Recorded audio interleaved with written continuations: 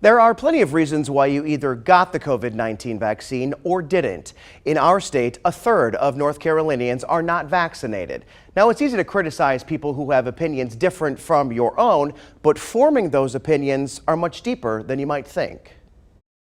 To understand why so many people are against getting the COVID-19 vaccine, we need to go deep inside the mind to find out what leads us to make decisions in the first place. Experts say much of it has to do with our core beliefs established at a very young age. The things that have driven us all the way through life. So these are some of the ideals that we get from the people that we come from. So our parents and those people that we grew up around, the communities that we grew up in, those things kind of become ingrained in us quite early. Psychotherapist Dr. Nanette Funderburk says there are three factors at play when it comes to resistance to the vaccine. The first is pride. If the information that is coming towards me conflicts with what I was initially thinking, then I don't want to be wrong.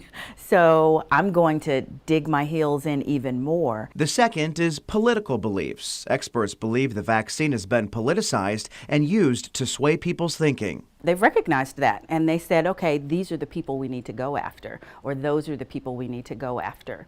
And that's what they do. Finally, a term called groupthink, which is just how it sounds. An individual who's part of a larger group tends to think like that group. Anybody who doesn't think like the group is going to either keep their thought to themselves, or they may quietly separate themselves from the group. There's no reason not to be receptive. Dr. Bob Strack, a professor of public health at UNC Greensboro, agrees. We gather our information from like sources, people that agree with us, and because of that we end up being in what we know as echo chambers of information or misinformation. Dr. Strack says our society is largely based on an idea of rugged individualism. Think John Wayne. And we've let go, or we've forgotten that there's a mutual benefit to how we behave together.